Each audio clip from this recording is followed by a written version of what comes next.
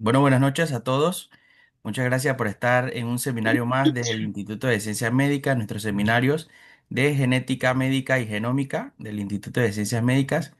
Sean bienvenidos al seminario de hoy titulado Fenilcetonuria, Nuevas Perspectivas, el cual será dictado por la doctora Carolina Rivera.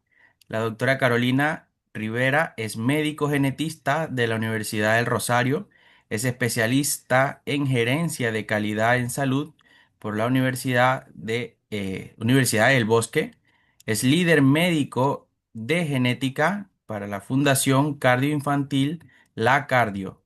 Es expresidente de la Asociación Colombiana de Genética Humana, ACGH.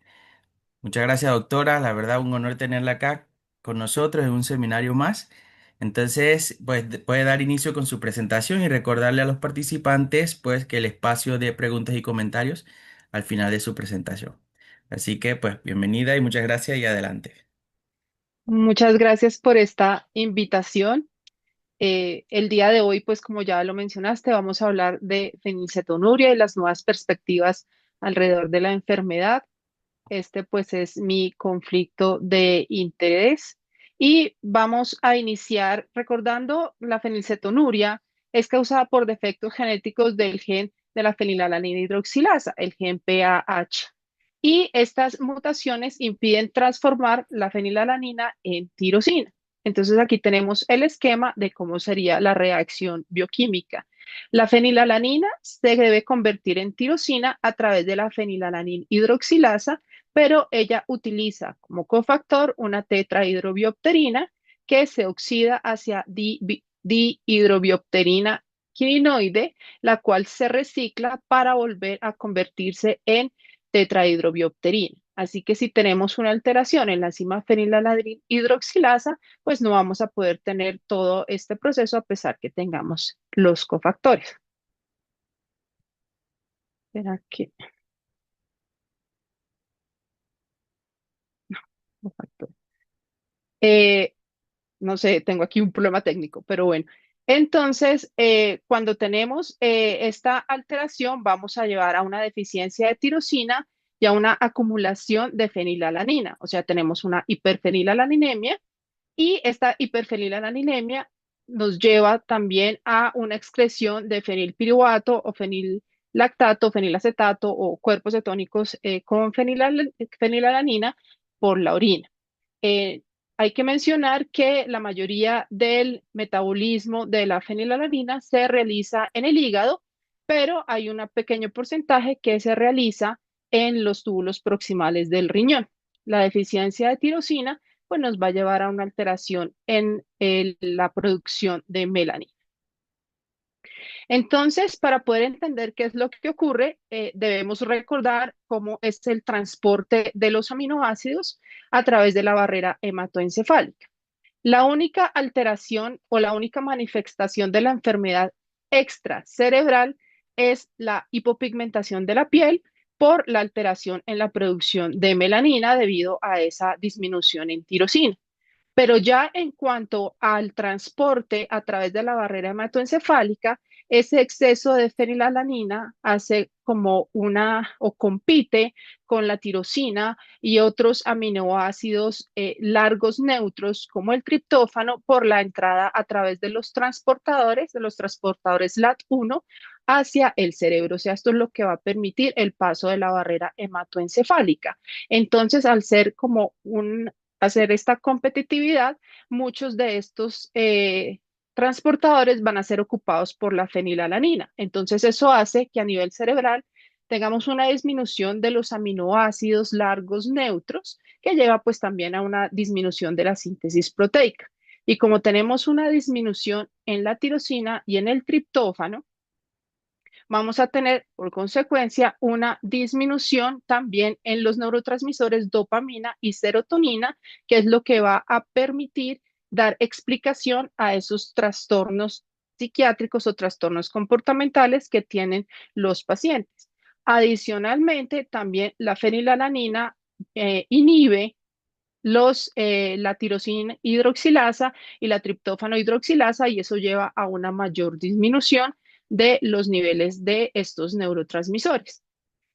Este, este exportador que requiere energía, de alguna manera trata de restaurar la homeostasis, pero no lo logra en su totalidad. Así que esto es todo el mecanismo por el cual se va a presentar el daño cerebral y se piensa que alteraciones epigenéticas también de alguna manera hacen parte de todo el espectro de estas manifestaciones, incluso nos altera el metabolismo de la glucosa a nivel cerebral y pues el daño por el estrés oxidativo es bastante importante. Entonces, aquí tengo este esquema que es un poco más didáctico para poder repasar lo que acabo de mencionar. Entonces, la fenilcetonuria se caracteriza por ese aumento en la fenilalanina y la disminución en la tirosina. Y aquí, a nivel de la barrera hematoencefálica, al utilizar los mismos transportadores, estos dos aminoácidos, la fenilalanina va a ocupar la mayoría, que es lo que hace que tengamos una poca entrada de tirosina y de triptófano hacia la barrera hematoencefálica y el cerebro y va a llevar, como ya lo mencionamos, a esa disminución de los neurotransmisores, que como les mencioné, es todo lo que lleva a esa alteración a nivel del desarrollo cerebral. Entonces, esta acumulación intracerebral de fenilalanina va a llevarnos a la discapacidad cognitiva y esa alteración del metabolismo energético va a alterar tanto la memoria como la atención y la alteración en la expresión génica intracerebral va a tener su participación en el retardo del neurodesarrollo y en el comportamiento del trastorno del espectro autista.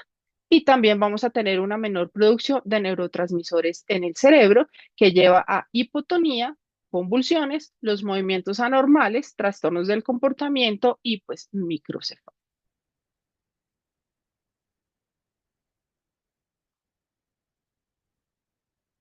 La deficiencia de tirosina, como ya también lo mencioné, va a llevar a una menor producción de melanina, llevando a una hipopigmentación, así que los pacientes van a tener una piel y un cabello más claros si los comparamos con el resto de su familia, porque no necesariamente tiene que ser una piel muy clara o un cabello muy claro, pero sí se nota la hipopigmentación. Y adicionalmente, esa acumulación de fenilalanina va a producir un olor bastante particular, que es un olor a moho o a humedad en la piel o en el aliento y a un eczema cutáneo. Esta es una de las errores del metabolismo que tienen estos olores particulares que a veces también permite la sospecha diagnóstica, ya sea porque los papás detectan ese olor o porque algún profesional de la salud también detecta este olor. Es algo muy característico. No sé por qué se me están pasando las diapositivas así, pero esta enfermedad tiene un patrón de herencia autosómico recesivo y la localización del gen es en 12q22, q24.2.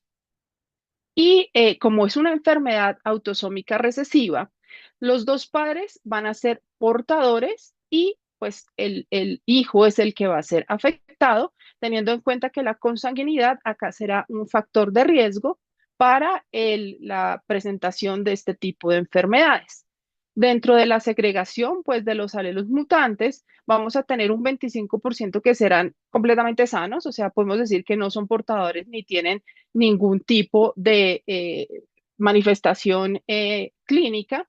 Los portadores que serían el 50%, que igual que los padres serían sanos, y los niños afectados que sería el 25%. Así que el riesgo de recurrencia de esta enfermedad siempre será del 25%. Los afectados pueden tener hijos, pero ahí la pareja es la que va a determinar si sus hijos serán portadores o serán afectados. Todo depende del estado genético, pues, de esta persona. En la población hispana, la fenilcetonuria es una de las 10 patologías recesivas con mayor frecuencia de portadores. Se calcula más o menos una tasa de portadores de 1 por cada 162.8, o sea, es bastante. Y para poder clasificarla, tenemos que tener en cuenta los niveles de fenilalanina en sangre, pero debemos tenerlo en cuenta en las mediciones antes del tratamiento, porque cuando iniciamos el tratamiento, los niveles van a disminuir y podemos hacer una mala clasificación. Y estos niveles de fenilalanina también depende de la actividad residual de la enzima. Entonces, cuando tenemos una actividad residual de más del 70%, los niveles de fenilalanina van a estar entre 120 y 360 y nos daría una hiperfenilalaninemia leve que realmente no necesita tratamiento. Y cuando tenemos los niveles de 360 a 600, sí tenemos una hiperfenilalaninemia en zona gris, deberíamos iniciar tratamiento. Si la actividad de la enzima está en 30 al 70% con unos niveles de 600 a 900, tenemos una fenilcetonuria leve. Si la actividad está entre el 10 y el 30% con unos niveles de 900 a 1200, tendremos una fenilcetonuria moderada. Y cuando la actividad de la fenilalanina hidroxilasa es menor del 10%, con unos niveles por encima de 1200, ya tendríamos una fenilcetonuria clásica. A nivel mundial, vemos que hay reportada fenilcetonuria en básicamente todo el mundo. Y esto nos permite dar una prevalencia en los 64 países que se han reportado, y estos son datos más o menos del 2020, una prevalencia global estimada de uno por cada 23.930 nacidos vivos, y en poblaciones blancas o del este asiático es de uno en 10.000 a uno en 15.000, pero en Italia es realmente una prevalencia muchísimo más alta de uno en 4.000, en Sudamérica es de uno en 25.000 a 50.000, siempre con una prevalencia hacia el sur del continente, y a nivel mundial el 62% de todos los casos reportados corresponden a la fenilcetonuria clásica. Esto nos da una prevalencia de más o menos uno en 24.000. En Colombia se estima una prevalencia para fenilcetonuria de 1,19 por cada 10.000 recién nacidos vivos.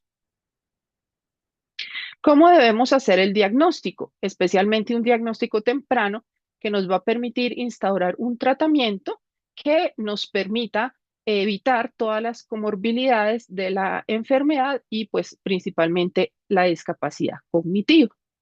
Entonces sabemos que los padres son portadores sanos, asintomáticos de fenilcetonuria, y acá el feto o el bebé es quien va a estar afectado. Pero el bebé cuando nace no tiene ningún síntoma. A medida que va creciendo, podemos tener dos posibilidades, o es una fenilcetonuria clásica o una leve moderada. Cuando tenemos una fenilcetonuria clásica, el paciente sí va a presentar microcefalia e hipotonía. Y en la fenilcetonuria leve moderada, vamos a tener retardo del neurodesarrollo, las crisis convulsivas, movimientos anormales, trastorno del espectro autista, que también lo presentan pues, los pacientes con fenilcetonuria clásica. En los adultos, o a medida que el paciente va creciendo, vamos a tener una discapacidad cognitiva que es progresiva y los trastornos del comportamiento que hacia el adulto son más hacia la parte de la psicosis. Pero también tenemos otra situación que es con la fenilcetonuria materna. Aquí es una madre con fenilcetonuria no tratada. El feto no tiene fenilcetonuria, pero los niveles elevados de fenilalanina en la circulación materno-fetal actúan como un teratógeno alterando el desarrollo del feto. Entonces, acá al momento del nacimiento sí vamos a ver unas características bastante importantes, un retardo en el crecimiento intrauterino, una microcefalia, luego presentarán retardo global del neurodesarrollo, defectos cardíacos congénitos, dismorfias faciales y la discapacidad cognitiva. Pero a diferencia de la fenilcetonuria, acá los síntomas no van a progresar, pero sí, como les digo, lo podemos ver desde el nacimiento. En cuanto a la fenilcetonuria clásica, el 100% de los pacientes que no son tratados van a desarrollar el déficit cognitivo. En la moderada, por cada 1.000 micromoles por litro de incremento en los niveles de fenilalanina, el coeficiente intelectual disminuye en hasta 6 puntos. Cuando tenemos una hiperfenilalanemia leve, por cada 4 semanas de retraso en el inicio del tratamiento, el coeficiente intelectual queda aproximadamente 4 puntos. Y si tenemos una fenilcetonuria leve, el 70 al 80% de la fenilalanina materna cruza la placenta. Por eso es importante hacer todo el tratamiento en ese momento. Y una fenilalanina mayor de 360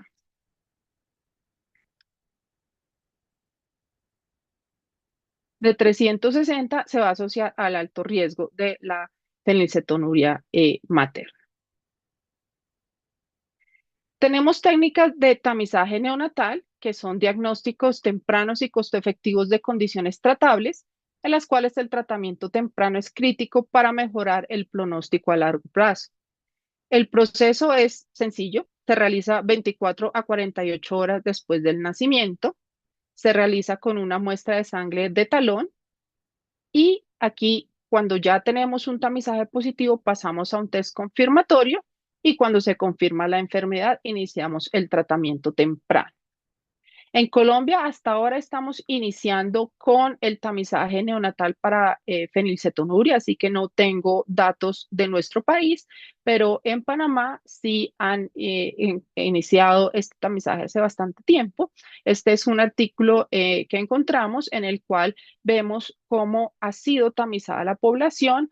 Aquí tenemos una tasa, por lo menos en estos años desde el 2013 al 2018, una tasa o una cantidad de 75.000 recién nacidos vivos al año y de estos recién nacidos se han tamizado aproximadamente 55.000 con una cobertura aproximada del 72%. O sea, realmente la cobertura no es del 100%, pero de todos los tamizados, el 5,6% tiene una detección de alguna de las enfermedades que se tamizan, que es lo que podemos ver acá, y es constante a lo largo de los años. Estas son las enfermedades que se tamizan y como vemos la fenilcetonuria es de las más raras. Aquí nos daría una incidencia de más o menos 1 por cada 1.000, pero lo importante es que se está identificando en el tamizaje neonatal. Ahora, podemos abordar el diagnóstico de los pacientes desde estas dos condiciones. Un diagnóstico temprano por una alteración en el tamizaje neonatal o un diagnóstico tardío teniendo en cuenta los signos y los síntomas de la enfermedad. Independientemente de los escenarios en los que nos enfrentamos, tenemos que hacer una medición de aminoácidos por HPLC y ya con niveles séricos de fenilalanina mayores a 120 vamos a confirmar el diagnóstico de hiperfenilalanemia. Y aquí, si tenemos niveles mayores de 360, debemos iniciar tratamiento. Y como ya lo mencionamos previamente, la clasificación la hacemos de acuerdo a los niveles séricos de fenilalanina. Y la clasificación, y esto es muy importante, por eso lo vuelvo a repetir, debe realizarse con los niveles séricos antes del inicio del tratamiento, independientemente de cuál tratamiento se esté utilizando, porque la podríamos clasificar de manera errada. Pero en este momento nos podríamos preguntar, ¿es una fenilcetonuria o es una deficiencia de la tetrahidrobiopterina? Realmente la deficiencia de la tetrahidrobiopterina es muy baja, pero aquí el apoyo de los estudios genéticos es muy importante. Igual incluye el gen de la fenilalanina hidroxilasa, pero también encontramos los otros genes que participan en la producción de todos estos cofactores. Y aquí el gen más importante sería el DNAJC1-2, que es el que participa también como un cofactor entre todo este metabolismo. Pero estos solo causan el 1 al 2% de las fenilcetonurias. Es bastante bajo. Ya en cuanto a su tratamiento, pues tenemos una recomendación en los niveles que debemos mantener en los pacientes para considerar que está controlada la enfermedad. En niños menores de 12 años y en mujeres embarazadas, en Europa nos dicen que tenemos que tener unos niveles entre 120 y 360 y en los niños mayores de 12 años y adultos entre 120 y 600, pero en Estados Unidos, en todos los grupos que estamos mencionando acá, tenemos unos niveles de 120 a 360, que es lo que debemos conseguir con el manejo. Y la tolerancia a la fenilalanina se refiere al total de fenilalanina en la dieta que puede consumir sin que los niveles séricos de fenilalanina se eleven por encima del rango terapéutico. Por eso, las dietas o el manejo que le vamos a dar al paciente tiene que ser bastante personalizado.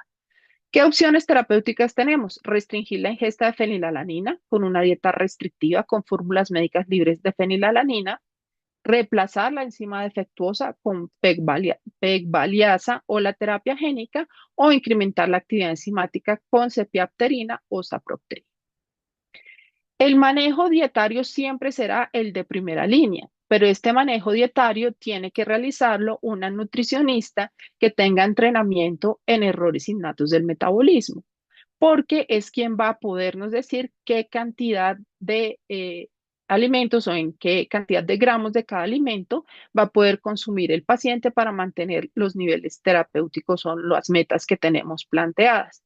Y la mayoría de las proteínas de las proteínas de alto valor biológico van a ser eliminadas de la dieta, pero algunos granos, algunos vegetales y algunas frutas también tienen niveles bajos de fenilalanina. Así que en el momento de cuadrar la dieta, tenemos que tener todos esos factores a consideración y hay que también explicarle a los padres que algunos alimentos que parecieran no pertenecer a estos grupos, sí lo son. Y el mejor ejemplo es, por ejemplo, el pan, que es muy consumido, pues, por lo menos en Colombia, que se realiza o se prepara con huevo y leche. Entonces, para los padres, ese es un carbohidrato, pero realmente sí tiene un aporte proteico y todo eso hay que explicarse.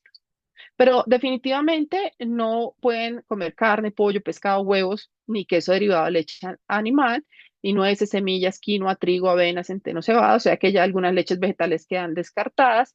Soya, legumbres, lentejas tampoco pueden consumir o consumir muy bajo. Algunos sustitutos de las carnes, espirulina y algas también. Y aquí hay que tener muy presente el aspartame, que es uno de los principales edulcorantes artificiales que contiene fenilalanina, por lo que este es un aminoácido que es dulce. Pero como esto ya se ha vuelto algo bastante frecuente como en la dieta que tenemos ahora, sí tenemos que vigilar que el edulcorante que estamos dando, pues no sea el aspartame.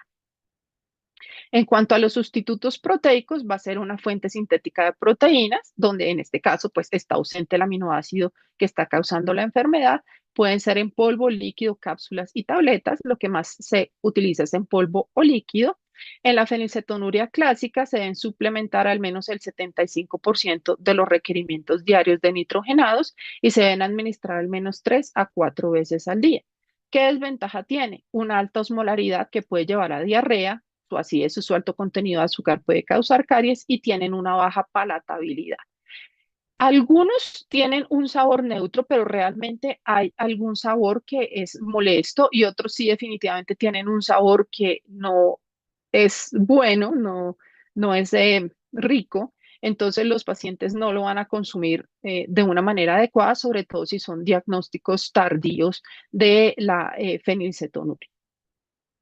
Y la adherencia al tratamiento también es muy importante, pero esta empieza a disminuir desde la adolescencia por muchos factores y cuando esta adherencia empieza a disminuir, ya los pacientes dejan de asistir a sus citas médicas, no tienen una adecuada adherencia a la dieta y podemos empezar a ver ya algunas de las comorbilidades de la enfermedad. Si aquí hemos mantenido un adecuado control y un adecuado tratamiento a lo largo de toda la infancia, pues el coeficiente intelectual se va a mantener, o sea, no esperamos que tenga una discapacidad cognitiva, pero a partir de acá sí podemos empezar a tener alteraciones en la cognición.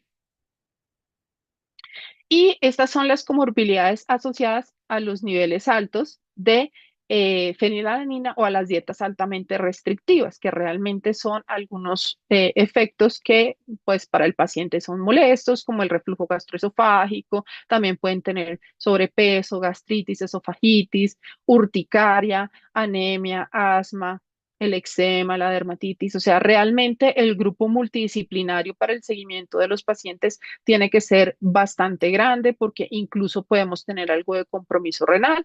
Así que debemos generar un grupo pues ya más interdisciplinario de personas que conozcan el manejo de la enfermedad. Pero antes de pensar en otras opciones terapéuticas, tenemos que saber si el paciente tiene una respuesta a la tetrahidrobiopterina mediante un test de carga de tetrahidrobiopterina que se puede realizar con una dosis como estándar de esta tetrahidrobiopterina. Cuando hay una disminución de aproximadamente el 30% de los niveles de fenilalanina séricos después de la administración de una dosis estándar de tetrahidrobiopterina, podemos decir que el paciente es respondedor. Entonces, teniendo en cuenta el porcentaje de la reducción El porcentaje de la actividad residual de la enzima, que si es mayor del 70%, con una hiperfenilalaninemia, el 70 al 100% de los casos va a responder a tetrahidrobiopterina. Si tenemos una actividad residual de la enzima entre el 10 y el 70%, aproximadamente el 60 al 80% de los pacientes va a tener una respuesta a la tetrahidrobiopterina en una fenilcetonuria leve moderada, y cuando la actividad es menor del 100%, que es la fenilcetonuria clásica, el 20% de los pacientes va a responder a la tetrahidrobiopterina. ¿Y por qué es importante eso? Porque tenemos estos dos medicamentos, la cepiapterina y la sapropterina, que ambos son, pues, tetrahidrobiopterina. La cepiapterina es un precursor natural de la tetrahidrobiopterina y la sapropterina es una forma sintética. La cepiapterina, al ser un precursor natural, se transporta rápidamente y más fácilmente a las células y ahí se va a convertir como tal en la tetrahidrobiopterina. La sapropterina en el intestino se va a convertir en BH2 y es eliminada por vía renal. Es un poco inestable, pero pues también es útil. Acá es como el ejemplo de la cepiapterina, que es aquella que es el precursor natural, que a través de los receptores, de los transportadores intracelulares ENT1 y ENT2, ingresa a la célula donde ya hace la conversión de hidrobiopterina a tetrahidrobiopterina. Realmente los dos son bien tolerados con efectos adversos leves. Para la septiapterina, los respondedores son el 66%, con una reducción de fenilalanina mayor o igual al 30%. Para la sapropterina, los valores son similares, unos respondedores del 20 al 40%, con una reducción de fenilalanina aproximadamente del 20 al 30%. Las dosis en ambas terapias es por kilo día. Para la ceftibacterina es de 60 miligramos, para la sapropterina de 5 a 20 miligramos, y pues en este momento las dos están aprobadas. Así que aquí elegiríamos la que o con la cual se beneficie el paciente. También tenemos otras posibilidades, que es reemplazar la enzima defectuosa, pero acá no podemos hablar de terapia de reemplazo enzimático porque esta nunca se ha logrado, ya que las proteasas destruyen rápidamente la enzima que se coloca. Así que hacemos es una terapia de sustitución enzimática basándose en la fenilalanina amonio liasa, que se obtiene del procariota Anabaena variabilis, y acá lo que hace es metabolizar la fenilalanina a través del ácido transinámico y el amonio. Se hace una proteína recombinante que se modifica con una pegilación para hacerla más estable, y la producción como tal se realizaría en la E. coli y acá ya se inyectaría en el paciente. Y acá, teniendo en cuenta que viene de dos microorganismos, pues hay que verificar que pues podemos tener una posibilidad de inmunogenicidad, y usualmente la dosis se hace por titulación. Esta terapia está disponible, pues también se podría utilizar si el paciente se beneficia, está disponible para adultos. La terapia génica para fenilcetonuria todavía está en estudios.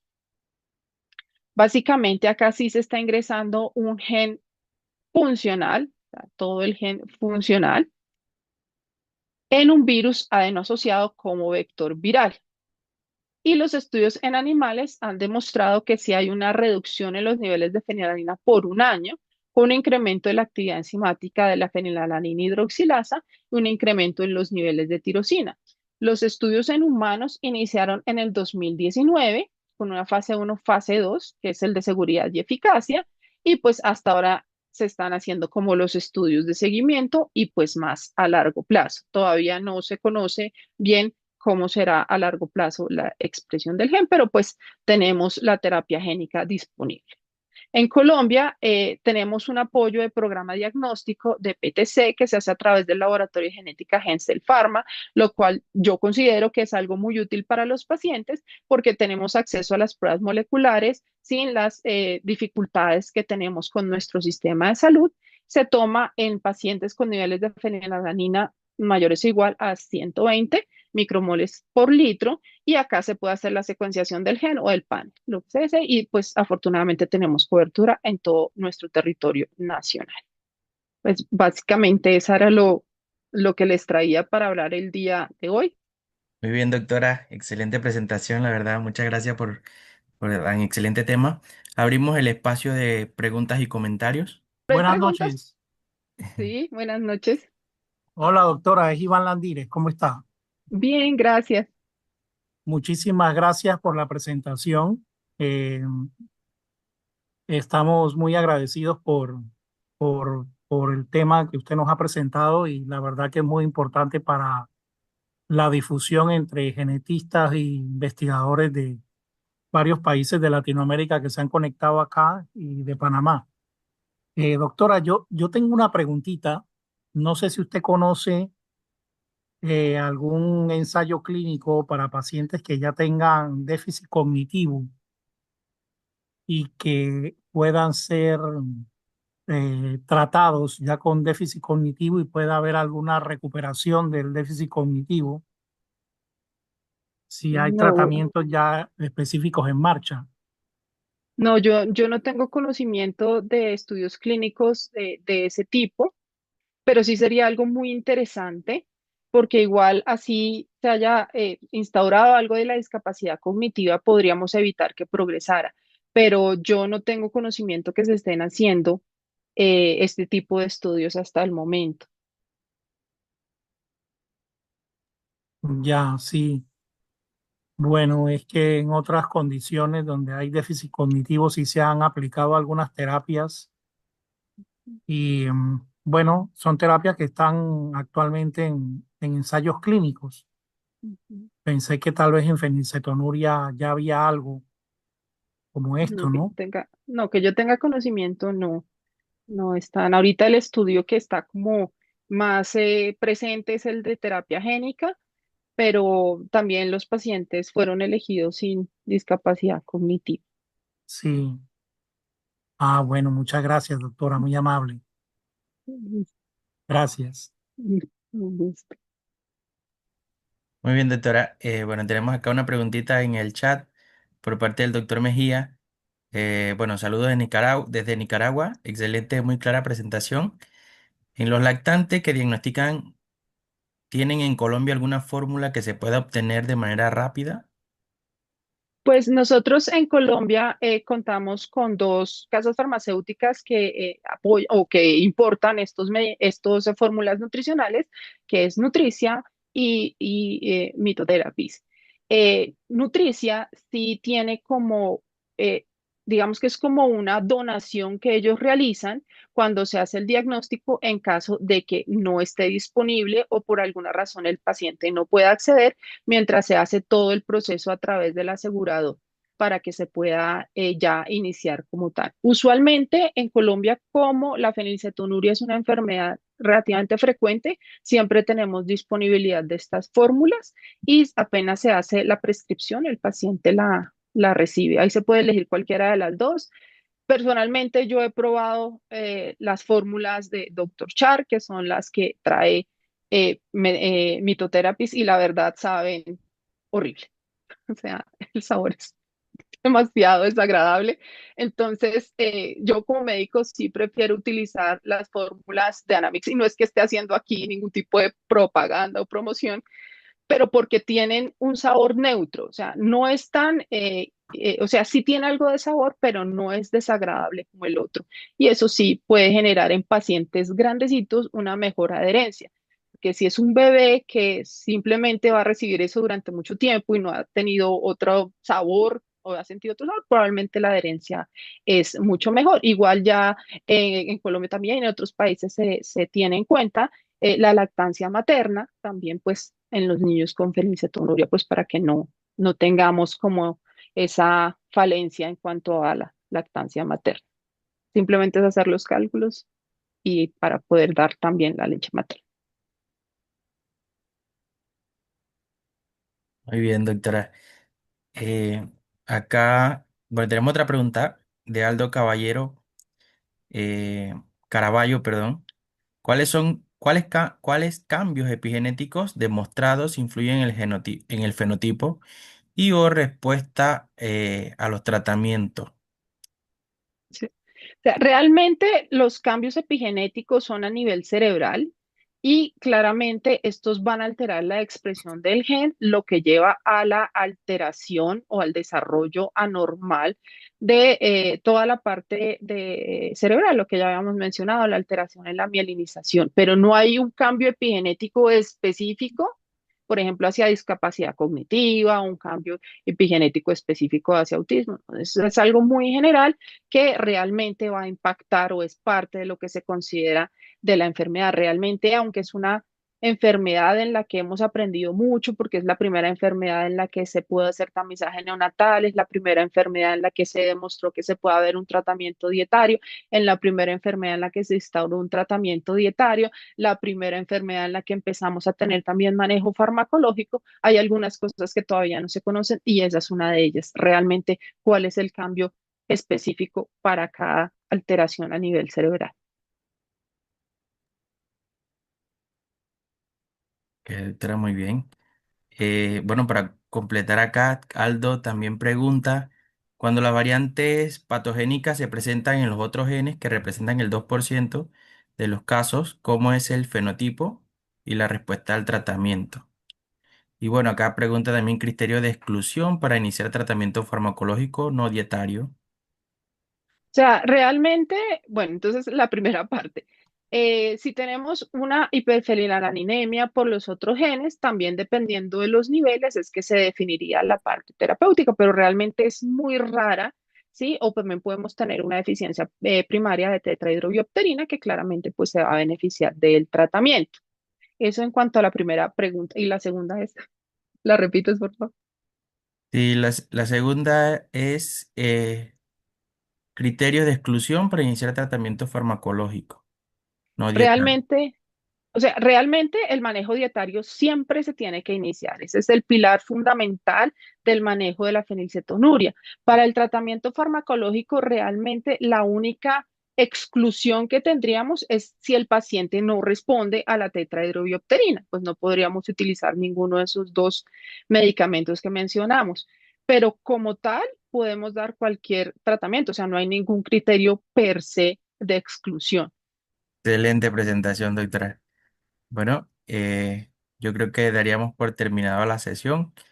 Me parece, como no, doctora, pues muchas gracias a todos por tomarse el tiempo de estar con nosotros en un seminario más.